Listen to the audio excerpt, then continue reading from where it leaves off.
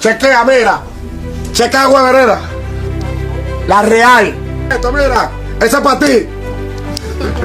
Saludos, saludos mi gente. Bienvenido a una nueva edición. Hoy queremos continuar con la historia de Nano, que le apodaban y también el sicario. La gente sabe, no solamente en los guandules, sino a nivel nacional e internacional, ha llegado la fama de ese joven hombre que murió de más de 30 años. Se cree que murió después de los 40 años. Su fama trascendió porque entre todos esos bandidos del bajo mundo, aquí en nuestro país, fue de lo que más duró delinquiendo, de lo que más hazañas malignas, destructora y perversa hizo en nuestro país. Aunque se dice que la mayoría de todos esos crímenes que cometió y esos abusos fueron a bandidos también del bajo mundo, que fueron pocos las extorsiones y los abusos que él hizo a personas que no eran de problema. Era un tipo que gozaba de una popularidad a nivel nacional del país, en todos los barrios y en muchísimos pueblos donde llegó como preso, como interno, también dentro de la cárcel. Fue un tipo que también la aplicó, peleó, batalló en muchísimos terrenos. Hubieron intentos de asesinato en contra de su vida, el cual él, por el valor que llegó a tener y la habilidad, y que los que se tiraron a ejecutarlo sabían que el tipo era un problema peleando, milagrosamente, o por su habilidad, o su agilidad, o su braveza. El fin es que a muchos combates dentro de la cárcel sobrevivió y peleó con grandes guerreros, se abrió paso y dentro de la cárcel demostró Nano de los guandules, el terror andante, demostró que también era bravo, no solamente en la calle, sino también en la cárcel. Nano fue un tipo de persona muy temible.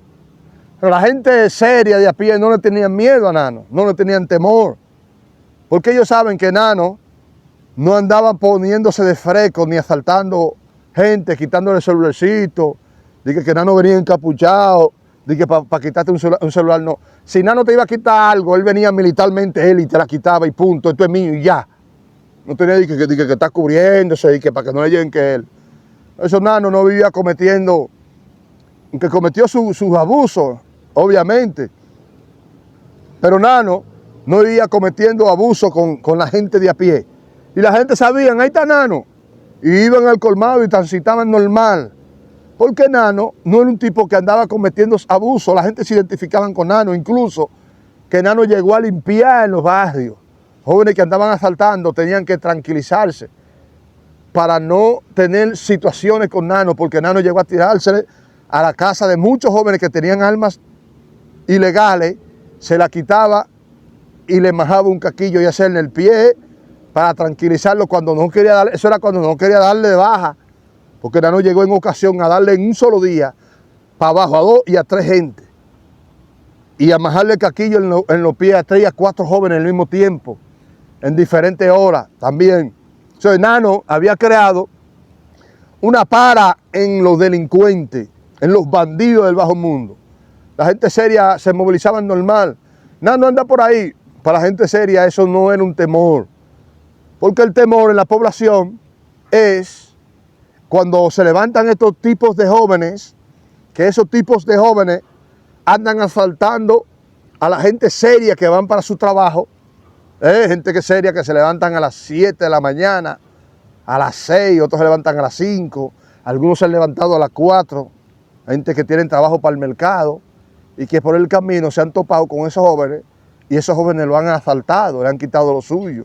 Gente que son mercaderos, que se han levantado temprano y esos jóvenes lo han encañonado, lo han esperado, le han quitado su dinero para ellos ir a comprar en el mercado. Esto despierta en la población un miedo. Por eso muchas veces la gente decía, wow, hace falta Nano. O cuando Nano está en la calle, ese tipo de vagabundería no se ve. Entonces muchas veces, por eso la población ve ese tipo de jóvenes como héroes. ¿Por qué? Porque muchas veces la gente seria van y ponen la querella en los destacamentos y los destacamentos no accionan, no se mueven. Usted no va a ver, esa gente de los destacamentos pueden hacer un día un allanamiento en una casa de madrugada, pero poner un servicio de madrugada en los barrios para que la gente que van a trabajar, que tienen que levantarse temprano porque la empresa donde ellos trabajan queda lejos y hay que abordar varios vehículos, a veces gente que tienen que abordar 2 vehículos para llegar a su trabajo. Y tienen que levantarse temprano para estar en el metro, porque a veces el metro se congestiona en una fila larguísima, que a veces tú duras media hora y hasta 1 hora en una fila para tú entrar al metro, y cuando tú entras al metro, el metro está así full. Entonces, con el temor de que te lo quiten, a veces tienes que levantarte tarde y cuando llega la empresa te come, porque ellos no saben la situación que tú estás atravesando en el bajo mundo de tu barrio. Entonces muchas veces por eso la gente a veces se identifican y dicen, ¿qué falta hace fulano? ¿Qué falta hace menglano? Oiga eso, la población pidiendo a grito la falta que le hace fulano, porque la justicia que debe de velar por la paz de esa población no está actuando de la manera en que esa población espera. Que por eso muchas veces acuden a ese tipo de jóvenes y muchas veces no quieren que ese tipo de jóvenes fallezcan o le den para abajo. Siempre piden que sean protegidos. Ay, Señor, protege a fulano, que es el que mantiene el barrio tranquilo de esa pulilla, porque a veces hay ciertos jóvenes que son especies de Robin Hood, que aunque hagan lo que hagan, que está mal lo que hacen, la gente de su entorno no quieren que fallezcan. Y por eso muchas veces no lo tiran para adelante. No, porque con fulano estábamos mejor. Tú no ves que después que le dieron para abajo a fulano, se levantaron más de 20 tigueritos ahora haciendo desorden, con armas, quitándoselo a la gente. Y le dieron para abajo a fulano, y le dieron para abajo a fulano. Si fulano había estado vivo, eso no había pasado. Y por eso ustedes ven esas ciertas expresiones, como Kiko la Quema allá en esa parte de San Cristóbal, donde la gente no lo tiraban para adelante porque era un tipo que le daba una especie de protección a esa población. Entonces Nano era un tipo de persona que alguien me hizo un comentario, que quién era más fuerte también de Nano o Eliezer. Nano era un tipo que hizo cosas que no la hizo Eliezer.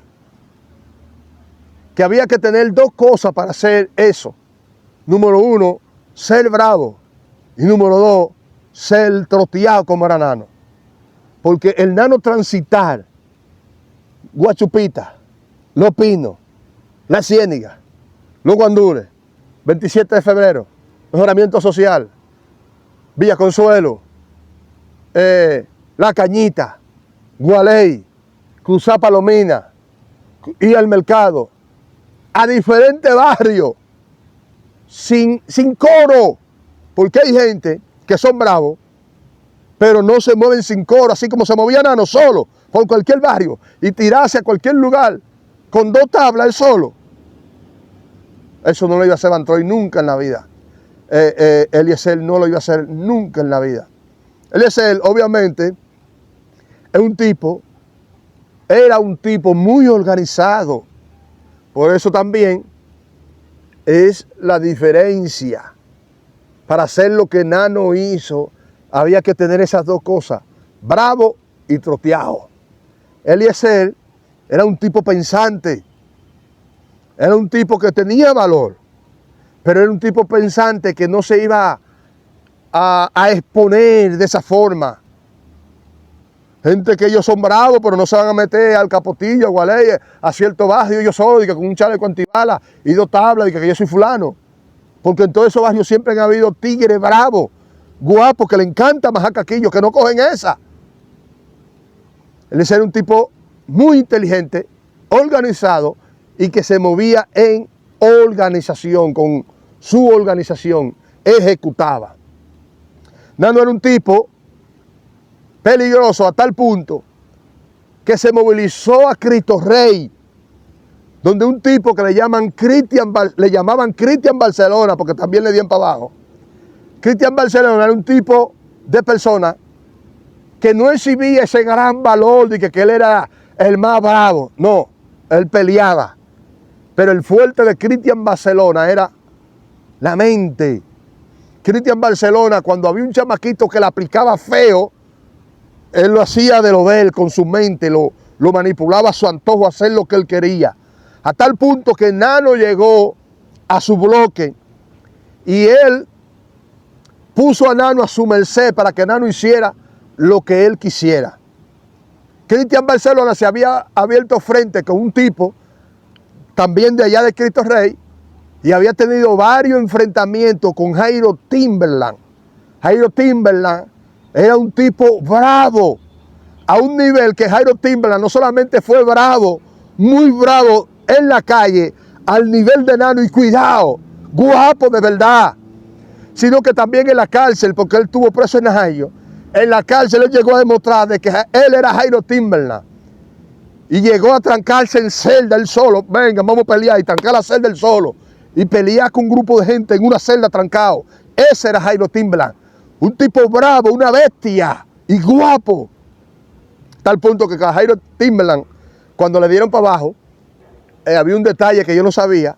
Jairo Timberland había sido operado y él cogió una bacteria y se estaba pudriendo y abierto, operado, así salía a quitárselo a la gente. El día que a él le dieron el pepazo, ellos le dieron para abajo un militar, que a él le dieron el pepazo, que tuvo que ir al hospital. Allá en el hospital lo terminaron de dar para abajo, lo inyectaron, porque era un tipo buscado, un tipo que estaba siendo buscado y que ya le había dado para abajo en ese traque, le llegaron, que él fue que le dio para abajo en ese traque a ese militar y salieron de él. Jairo Timberland operado así, con esa bacteria que había cogido, salía a hacer sus enfrentamientos y a quitárselo a la gente. Era un tipo muy bravo. A ese tipo de personas Nano llegó a enfrentarse también a Majacaquillo, a enfrentarse con Jairo Timberland. Y fueron grandes enfrentamientos. Entonces, Cristian Barcelona le da una luz a Nano de un tipo que él tenía problemas, y ese tipo tenía unos familiares jóvenes que estaban incursionando en el tigueraje, pero esos jóvenes no eran de problemas, sino de estar en bacanería y vender sustancias. Cristian Barcelona le monta a Nano que a esos chamaquitos son del coro y que hay que darle para abajo. Nano le monta un servicio por los frentes de la bomba que ellos pasaban siempre, entre 11 y pico a 12 del mediodía, pasaban en una pasola que ellos tenían. Uno de esos jóvenes le dicen Chu, el Chu, allá en Cristo Rey. El Chu, en bacanería, con un primo que él tiene atrás, siempre vivían juntos, moviéndose, pero que el Chu no es chamaquito que viene subiendo y viendo la bacanería. El que es fuerte es su primo, el bacano que tiene problemas con Cristian Barcelona. Pero como él es primo de él, Cristian Barcelona programa a Nano para que Nano le dé para abajo a esos dos menores. Nano lleva más de una hora esperando que los menores pasen para comérselo. Los menores como que se retrasan y no pasan a la misma hora. Nano se desespera ya al esperar tanto y ellos no pasan. Cuando Nano se monta en un Suzuki que andaba para irse, alguien de un callejón saca la mano y dice, ahí vienen los chamaquitos. Me cuentan que el chamaquito que le llaman Chu, él vio que alguien sacó una mano desde un callejón, él vio y que lo señalaron a ellos, pero como él no conocía a Nano, ni él tenía problemas con nadie, él se quedó normal, se para en la pasola y con la pasola prendida están hablando como con alguien. Y Nano de repente, el chamaquito ve cuando él jala un arma de fuego, hasta el nombre me dijo del arma de fuego. Cuando jala el arma que lo apunta, en el mismo momento que Nano hizo así, que apretó el gatillo, el que está manejando es Chu y hace eso, esa acción, ese movimiento. Y cuando se mueve en el primer disparo, Nano le da al primo de él que está atrás, ahí, en la garganta. Entonces lo que hizo fue que aceleró la pasola para encima de Nano y Nano se echa a un lado. Pero cuando ellos pasan, Nano se la deja pisar y le da par de pepazos más al primo que va atrás en la pasola. Él agarra a su primo manejando y sigue, pero más adelante su primo se le degonza.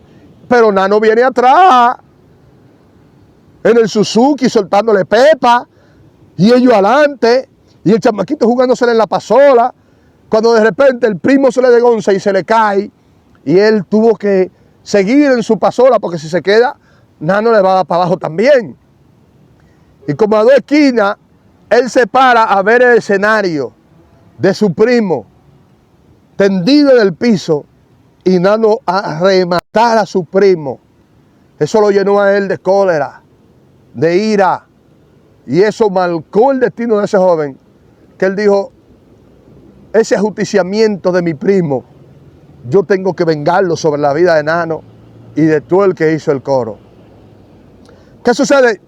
Que pasa un tiempecito, el chamaquito se pone para Nano y manga una alma y sale en busca de Nano. Y me cuentan que en una ocasión, por la chancleta, por un lugar que le dicen la chancleta, se topó con Nano, pero Nano no estaba conociendo el chamaquito. Y dicen que cuando Nano vio ese chamaquito, tuvo que salir corriendo y volar por los cines, y ese chamaquito atrás de él, soltándole pepa, pero no con una alma normal. Y él dice, Nano era bravo, pero ese día él tuvo que salir corriendo porque si se para, me lo lambo. Y me enseñó 2 disparos que él tenía en su cuerpo. Entonces, Nano se da cuenta que Cristian Barcelona lo utilizó porque él se dio cuenta, le montaron a Nano y Nano se dio cuenta de que esos muchachos no eran de problema. Que Cristian Barcelona lo que lo utilizó a él para que Nano le diera para abajo a esos chamacos que eran familia del que era enemigo de Cristian Barcelona, del que le daba problemas a Cristian Barcelona. Pues después Nano quería darle para abajo a Cristian Barcelona porque Cristian Barcelona lo que lo utilizó en ese momento. Y Nano tuvo que salir de Cristo Rey. O sea, estamos narrando esta historia para que la gente sepan el nivel del alcance que tenía Nano, no solamente de rabia en su barrio, sino que también se desplazaba a otro barrio a cometer su fechoría. O sea que no tenía pánico de penetrar a otro barrio y armar su juidero y enfrentarse a otro tipo de gente que también le aplicaban, que eran bravos. Nano, obviamente, ustedes saben que todo lo que el hombre siembra, eso de cosecha. Y que tarde o temprano, todo el mundo va a cosechar lo que siembra. Si no se retira, obviamente, con tiempo. Nano tuvo tiempo de más de retirarse de la calle. Incluso que en el Alto de Gualey, yo me llegué a topar con Nano en una ocasión que yo iba para una actividad cristiana. Y con los tigres que él estaba en la esquina, le dijeron, ese mutomo de aquí, él es de aquí, del Alto, aquí papá de los primeros que empezaron a pregar, ¿cómo va a ser? Sí, él es cristiano, hoy, ahí Nano, empezamos a hablar. Yo le hablé de la Biblia, de la palabra de Dios, de lo bueno que ha sido el Señor conmigo y de lo bueno que es el Señor con todo aquel que se acerca a Él. Y Nano me agarró la mano y le dijo, fulano, el pasaje que tú me diste, yo lo voy a dar al varón. Y me pasó 300 pesos, que los tigres le habían dado su vainita y le pasaron 300 pesos para el motoconcho. Y él me se lo voy a dar a fulano para el pasaje, el varón. Ya tú sabes mi pasaje. Varón, vaya con Dios y ore por mí. ¿Qué sucede? Que con el tiempo, oigo la noticia de que Nano se convirtió. Pero Nano lo que estaba era visitando una iglesia. Y se dice que en la Biblia él la había preparado y tenía una alma de fuego. El cual ustedes saben que hay mucha gente que han tratado de jugar con la palabra de Dios o de hacer cosas que no le benefician, que es muy peligroso. Mire, usted puede agarrar un palito y mejor jugar con materia fecal y no jugar con la palabra de Dios ni nada que tenga que ver con Dios. Eso es peligroso. Nano tenía en zozobra a estos chamaquitos de lo que le dieron para abajo, el cual estos chamaquitos tuvieron que accionar en contra de Nano. Pero realmente, ¿qué fue lo que le puso la tapa al pomo de la vida de Nano? Les voy a dar este detalle que no lo ha oído nadie nunca. A pesar de todas las maldades y de todas las atrocidades que Nano hizo en la calle y hasta en la cárcel, de todas las maldades que hizo, de abusos que cometió también ya en sus últimos años, porque como que se le disparó el coco, Nano empezó ya a meterse con gente que no podía meterse. Hay unos videos donde se presentan él, que le había quitado un aparato a una persona, y él presenta dándose un paso y haciéndole así. Hay gente en la tierra que con ellos no se puede meter nadie, que son una especie de dioses en la tierra, que tienen el engranaje de la calle, y aunque la gente lo vean bajo perfil, la gente sabe en los barrios realmente cuáles son los patrones de verdad, los comandantes, los que tienen el control total a todos los niveles de los barrios. Nano chocó primero con ese tipo de personas, y segundo, Nano amenazó de muerte a un pastor. En la compraventa Holanda, donde un joven que le llaman Yoyito, que él la movilizó la compraventa ahora, subiendo la Respaldo 17, él la tenía aquí en la Ricardo Carti, y por causa de que lo desalojaron, él la movió ahora para la Respaldo 17. En esa compraventa, cuando estaba en la Ricardo Carti, que Nano expresó eso, que dijo que le iba a dar para abajo a ese pastor. Yo le dije, Nano, con el respeto que tú te mereces, tú acabas de sentenciar tu muerte. Acabas de sentenciar tu vida. Con los hombres de Dios, nadie se puede meter. Y el que se mete, le va feo. Porque no es con los hombres, es con Dios mismo que va a tener problemas. Esa palabra, retrátate. Y él explicó por qué era que quería darle para abajo a ese pastor. Porque Nano es el tipo de persona que él cree que las mismas acciones que él toma en la calle la va a tomar dentro de la iglesia. Dentro de la iglesia, los que saben son los pastores. Y por más tigre que sea y control que sea quien sea en la calle, cuando llegue a la iglesia, tiene que caminar conforme a las reglas y las normas de las iglesias. En las iglesias no se actúa de la manera que se actúa en el bajo mundo. Y Nano pensaba que iba a... Y ese pastor le salió a alguien, le dijo, no es así, aquí no. Y si usted es de verdad, porque yo oigo por ahí de que usted en la Biblia tiene una tabla. Y aquí eso nosotros no lo permitimos. Y Nano se llenó con ese pastor. Y yo sé que él no iba a hacer eso, pero lo confesó. Y eso es muy peligroso. Yo se lo dije a él ahí en la compraventa. Dijo, Nano, eso es peligroso lo que tú dijiste. Entonces esas son cosas que se unen en el mundo espiritual y se manifiestan en el mundo físico. Y más que él había abusado de esos menores se entregaron, buscaron sus armas de fuego y lo estaban esperando. Ese día hay gente que dicen, sí, ellos les dieron, pero fue, mira el video, que le dieron como con miedo. Oye, cuando ese espíritu de muerte se apodera de cualquier joven, hombre o mujer, para darle para abajo a otro, esa gente se ciega. Y no importa que tú le hayas dado para abajo a más de 52 personas, como lo hizo Nano. Tú le puedes dar 1000 a 2000 personas para abajo. Y cuando ese espíritu de criminalidad se apodera de una gente, esa gente no piensa en ese momento que tú le diste a 1000 gente para abajo. Te dan para abajo sin decirle, a mí aquí me duele. Y de esa forma es acribillado el terror de los guandules, apodado Nano el sicario. Para actuar y de la forma que él actuó dentro y fuera de la cárcel, había que tener dos cosas: bravo y totado de su mente, loco de su mente. Así que mi gente, hasta aquí ha llegado esta narración del temible, del terror andante, Nano de los guandules. Se despide de este segmento su hermano y amigo Cristian Batista, cariñosamente Mutombo, la cuarta leyenda. Hasta una próxima entrega.